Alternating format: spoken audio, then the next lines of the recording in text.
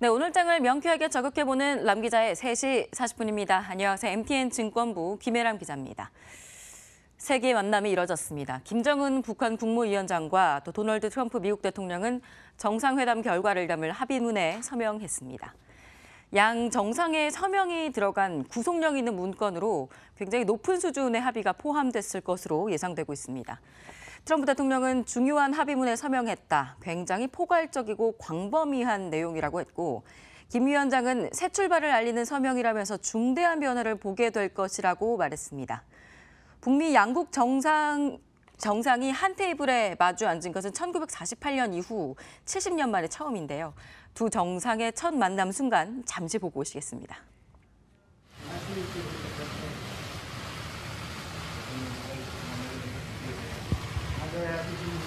네. 두 정상의 담판은 약 140분가량 진행이 됐습니다. 이 확대 정상회담과 업무 오찬이 열렸는데요. 포괄적인 내용이 담겨 있는 만큼 비핵화 문제와 체제 보장 문제뿐 아니라 경제 제재 완화와 교류 이러한 문제도 포함되지 않았을까 이런 관측이 나옵니다. 또 65년간 휴전 상태였던 한국 전쟁이 종결할 수 있을지도 관건으로 꼽히고 있습니다. 한국 시간으로 오후 5시, 싱가포르 현지 시간으로 오후 4시에 회담 결과를 설명하는 기자회견을 열 예정인데요.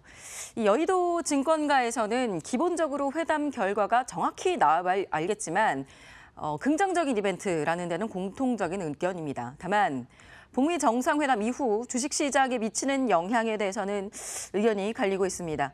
김도현 KB증권 이코노미스트는 북미 정상이 만나서 수교하고 물자 시장 개방에 대한 기대감, 가격 변수에 이미 선반영돼 있다고 본다면서 이번 회담 이후에 갑자기 분위기 전환을 하거나 아니면 갑자기 하락세로 전환할 리스크는 없다. 다만 앞으로 볼 것은 FOMC 결과다라고 말을 했습니다. 또 정다희 메리츠종금증권 연구원도 향후 주식시장, 글로벌 무역 분쟁이나 아니면 유럽 경기 회복 등에 초점을 더 맞추게 될 것이라고 분석을 했습니다.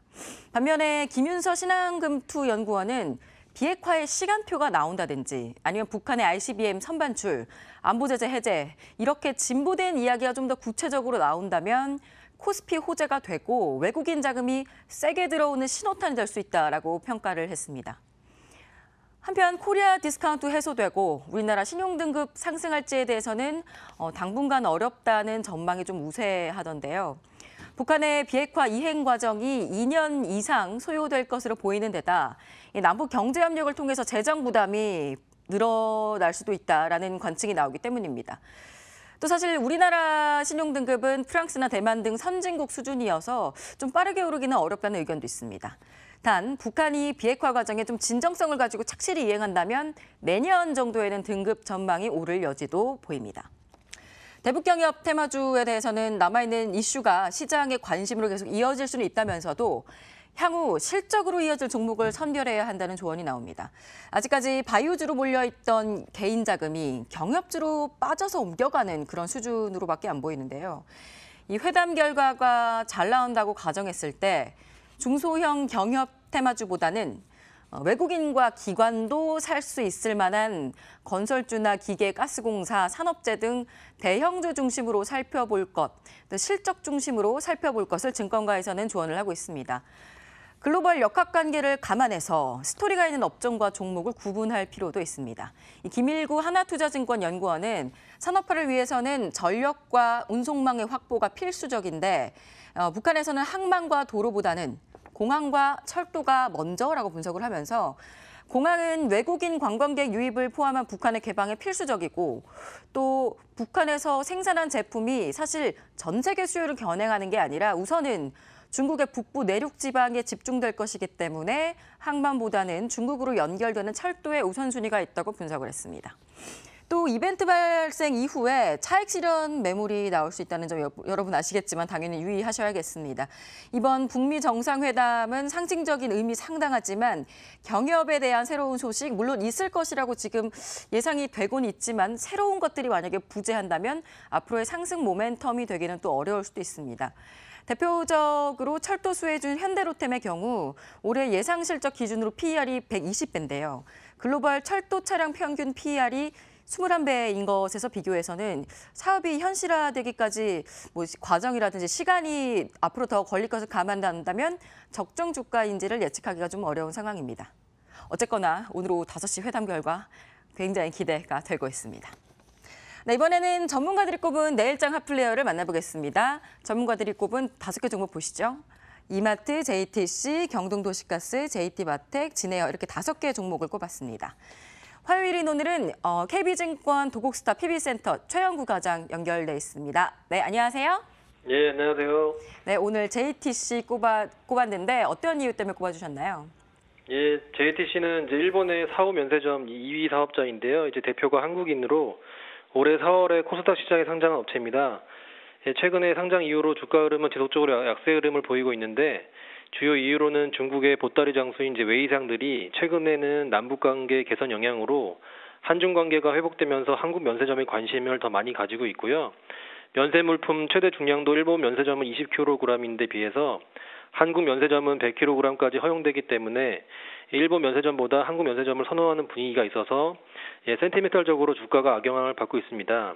하지만 최근에 공시를 보면은 K박스라는 자회사를 설립했는데 설립 목적을 한국 내 사후 면세점 사업 전개라고 밝히고 있고, 그리고 이제 K박스 설립 이후로도 사후 면세점 관련한 업체들의 지분 인수를 계속적으로 공시하는 것을 보면은 JTC는 일본 사후 면세점 사업의 노하우를 가지고 한국 사후 면세점 시장에 진입하려고 준비 중인 것으로 판단됩니다. 현재 회사가 진행 중인 대로 한국 사후 면세점 시장 진입에 성공한다면은 상장 이후에 계속적으로 이제 일본 면세점 업체라서 상대적으로 낮은 밸류를 받았던 부분이 해소되면서 주가의 리레이팅이 가능할 것으로 생각해서 추천드립니다. 매수가는 14,500원 이하로 잡으시고 목표가는 17,000원, 손절가는 13,000원으로 설정하시고 매매하시면 좋겠습니다. 네, 오늘 말씀 감사합니다. 고맙습니다. 네, 이번에는 개장 전에 알았으면 좋았을걸 시간입니다. 내일은 지방선거로 장이 쉽니다. 여러분 다들 꼭 선거하시기 바랍니다. 또 우리 시간으로 목요일 새벽 4시에 미국 FOMC 회의 결과가 발표가 됩니다. 금리 인상은 확실시가 되고 있지만 향후 미국 경기에 대한 미 연준의 시각이 보여지겠죠. 또 금리 인상 경로인 점도표, 또 그리고 파월 의장이 기자회견에서 하반기 추가 금리 인상 횟수 방향성을 제시할지 여부를 좀 봐야겠습니다. 또 14일에는 유럽중앙은행과 BOJ 회의가 있습니다. 유럽중앙은행은 현재 채권 매 프로그램을 최대 9월까지만 하려고 했었는데 이를 연말이나 그 이후까지 연장할 가능성도 거론이 되고 있습니다. 유럽 국가들의 경제 지표가 부진하기 때문입니다. 또 14일에는 선물 옵션 동시 만기일 내만여의 날이기도 합니다. 네, 지금까지 람 기자의 속 시원한 3시 40분이었습니다.